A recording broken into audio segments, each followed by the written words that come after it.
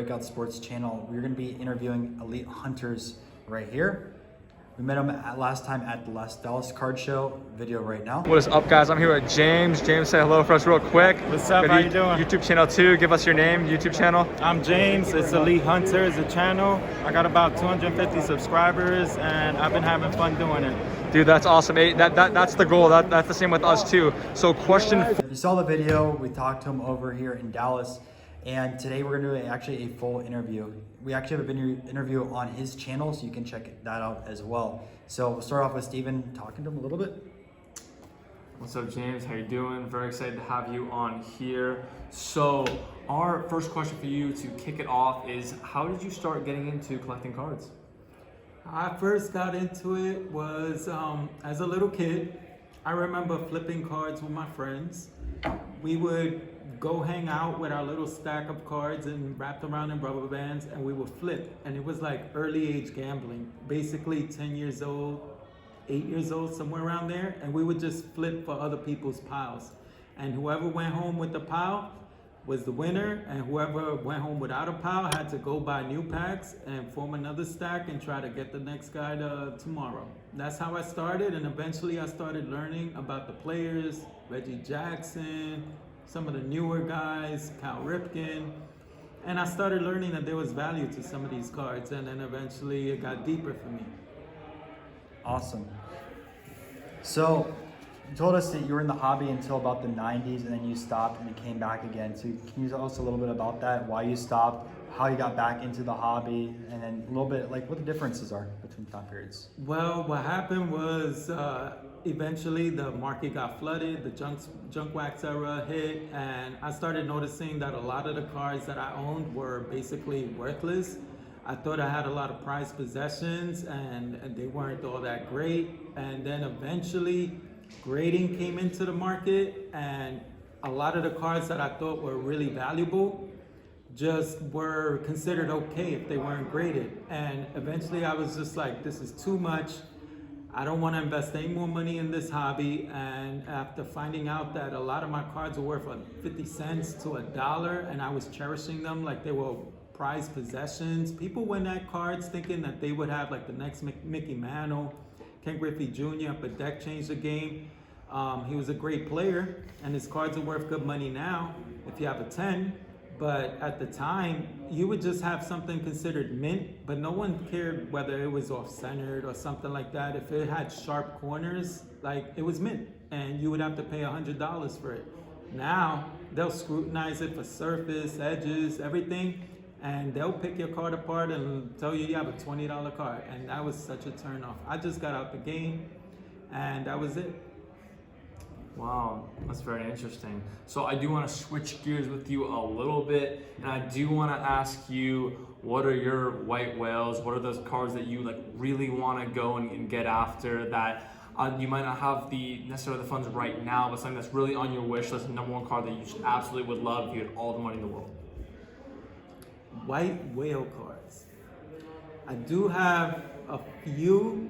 I would have to say Joe DiMaggio, Worldwide Gum, the 1936 card, is a white whale because it's a very scarce card. I am a Yankee fan. I'm from New York, and I do love my Yankees, and he's one of the top Yankees to ever play in pinstripes.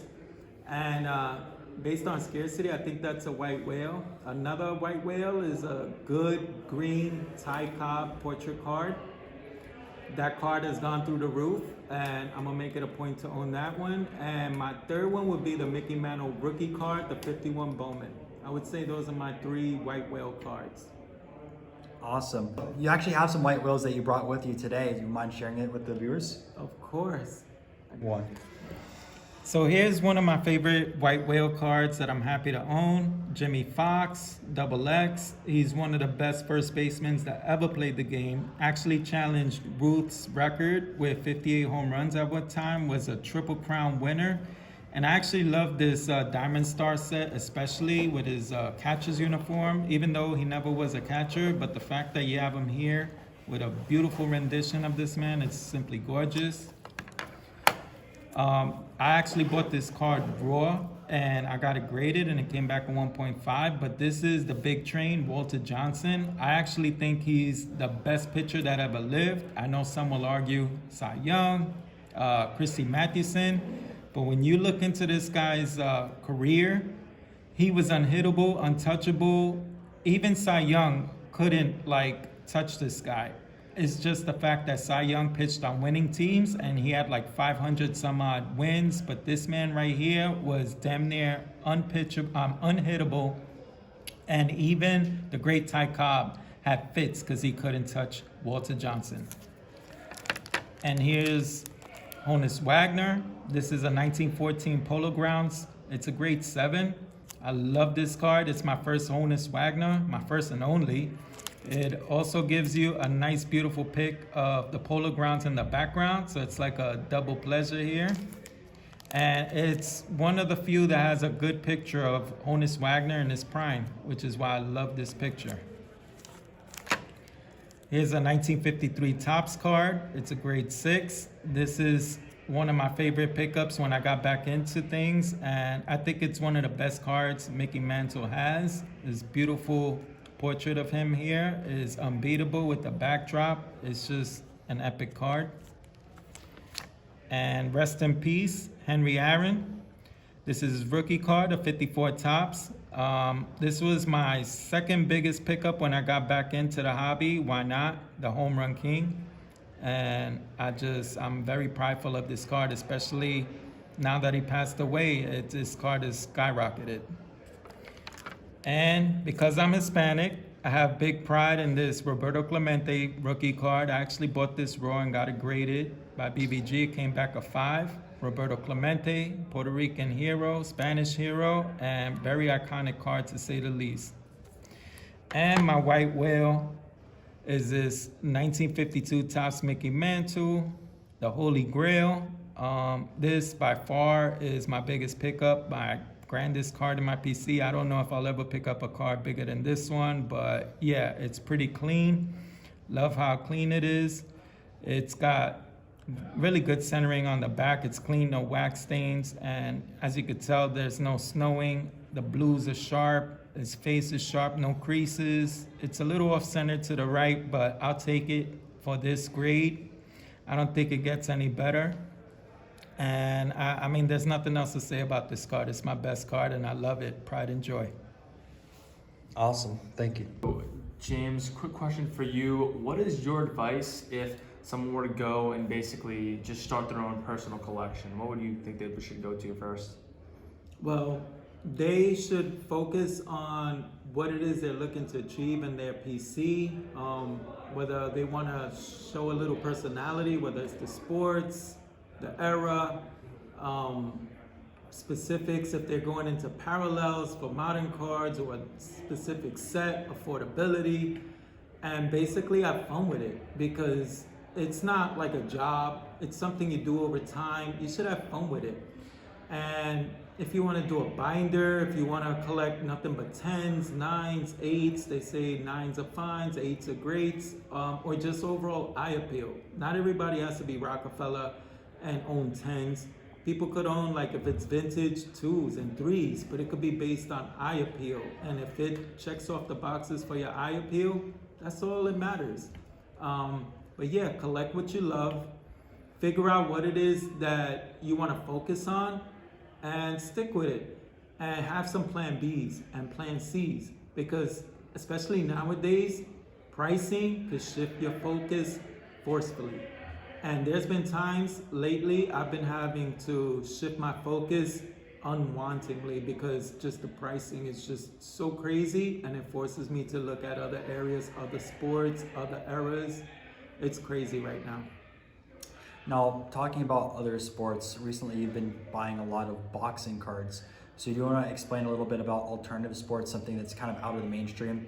Most collectors out there will buy baseball cards or football cards or basketball, hockey, and soccer is no longer like an alternative. But now you see a lot more people go into boxing, UFC, or even tennis. So you want to talk about that a little bit? Well, boxing checks off a lot of boxes for me. Boxing is one of the oldest sports, It does have the history, and I love my history when it comes to collecting. I am a boxing fan. I grew up in the 80s and 90s rooting for the middleweights like Sugar Ray Leonard, Muhammad Ali, onto Mike Tyson. And even though boxing has died off because of the popularity of UFC, you can still collect a lot of boxing cards for relatively a good, decent price, because a lot of cards, like namely in football and basketball, they're untouchables if you're trying to get a silver prism. But when it comes to boxing, they're relatively affordable.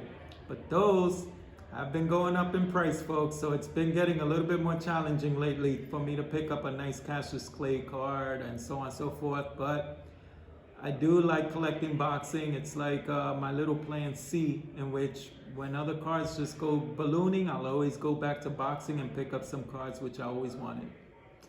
Wow, that's actually pretty cool and very interesting that you have that sort of outlet. Like I saw kind of a similar thing with Pokemon, so I'm glad that you have like that sort of outlet to basically diversify, and let's say if you can't find the cards that you necessarily want to find. So next question for you, I want you to discuss basically the difference between going ahead and purchasing a card online as opposed to going ahead and purchasing it at a card show, and whether that be just any sort of difference, especially financially, just anything that you've got what comes to mind. Well, online, like if it's eBay or an auction house, auction houses, you have to pay attention to the buyer's fees. Always look into the buyer's fees. And if you see, like, let's, for instance, you win a card for $1,000. It doesn't necessarily mean you're just gonna pay $10,000 with shipping and handling and taxes. You have to pay the buyer's premium, I think it's called. And that's a fee that the auction houses tax on for, putting it on and everything, their commission. So, like for instance, a Mickey Mantle card, if I want to pay $2,000 for it, I win the bid at 15. I have to already have in mind what's the premium, what's the tax, what's the shipping and handling, and not go over my budget when it comes to bidding.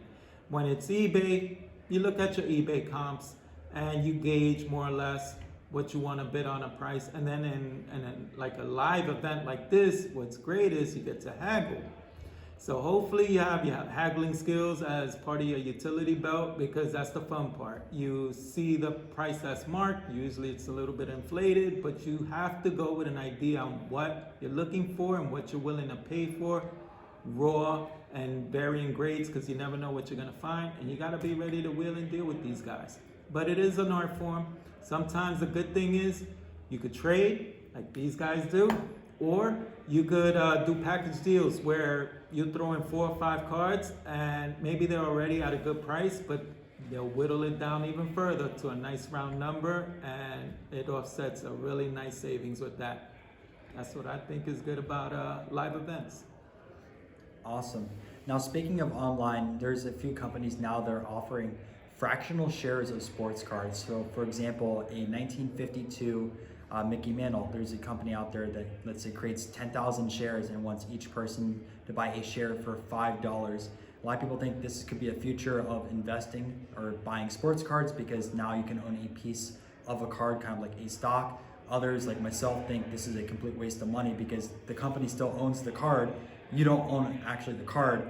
And for the same amount of money you go out there and invest in the card, you could go out there and buy cards for your PC. What's your own take on this? Well, it's actually a good question. I would say if you just want to invest your money, if you're just looking to not have it sit in a bank, it's a good idea, because you know which cards, which players are sets of cards are good cards to invest in, like the Hank Aaron. If you don't have the money to buy a Hank Aaron card, you know he died, so then you know that card's gonna go through the roof.